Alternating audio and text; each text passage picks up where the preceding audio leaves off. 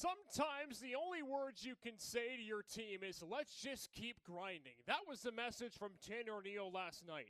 The Trappers did not look good. That's putting it bluntly. They only had 5 hits, did not score, even when starter Dominic Parkhurst looked pretty solid through 5 innings of work. The best thing about baseball, though, is that most days you get to come back the next day and play again. Pierre inherits that situation today, and the best luck for them, they get to play 2. A doubleheader here from Duncan Field could provide just the remedy that the Trappers will need to get back on the winning track on the second day of the weekend.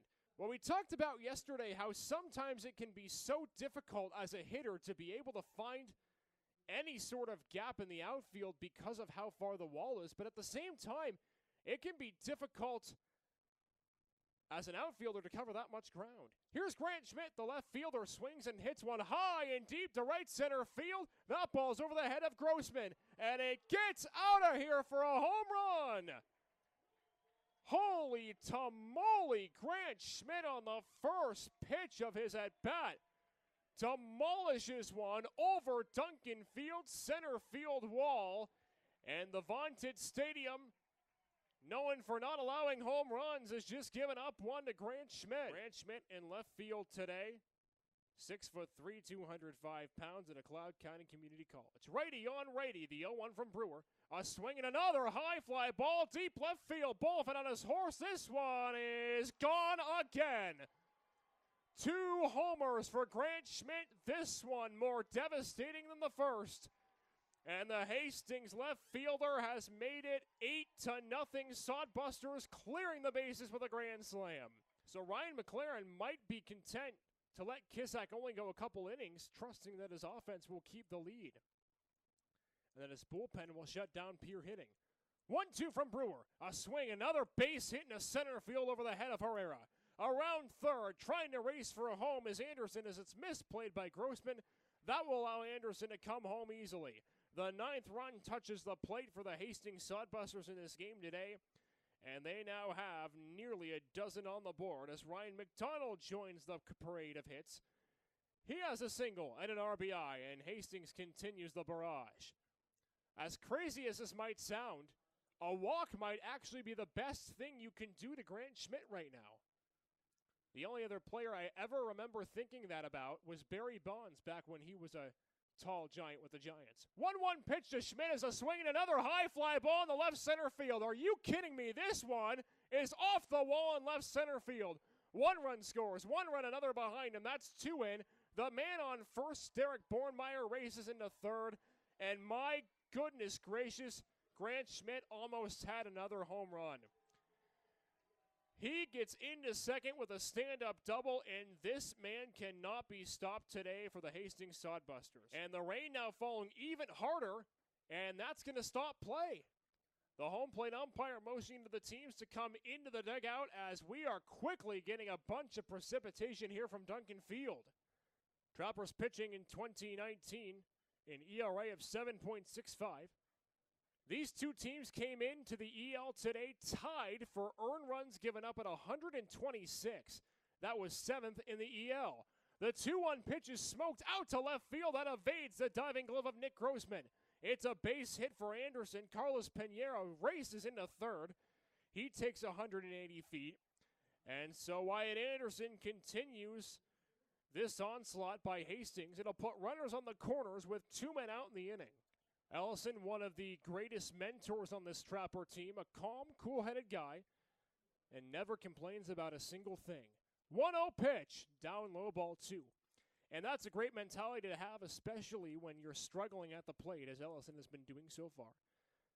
But at Lubbock Christian, had a .400 batting average in his junior season. Tall giant, 6'4", 230. 2-0 pitch from Low Sharp. A swing and a high fly ball left field. Back on his Grant Schmidt. He'll watch as it goes over the wall for a homer. Forget about the slump. Knock it over the wall. Tate Ellison, see ya, bye. He's got a dinger. And the Trappers are on the board in the 5th at 15-1.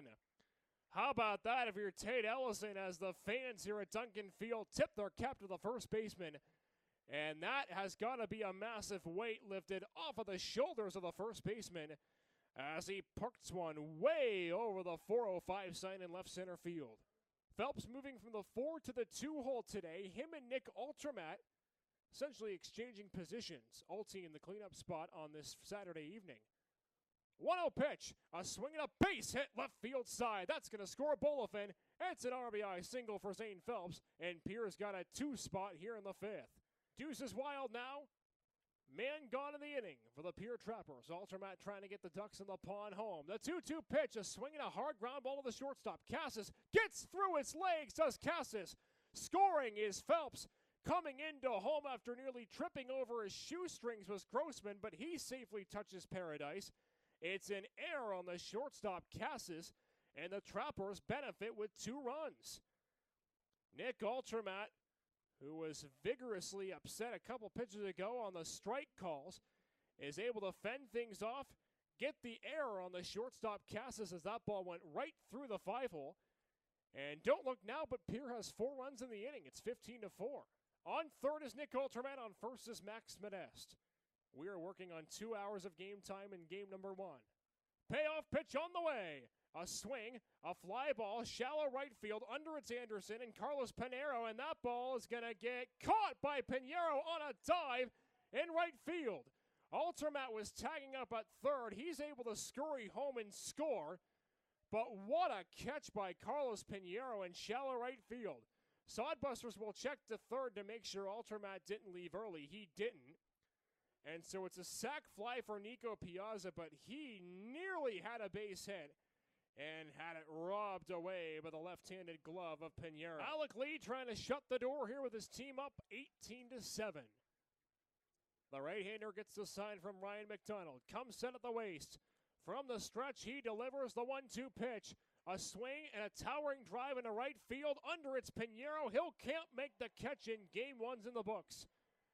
The Hastings Sodbusters racing out to a 15-0 lead. Put up 3 more. And even though the Trappers outscore them 7-3 in the last 4 innings, Pierre falls by an 18-7 tally. Game 1 done. Game 2 will come up in about 30 minutes.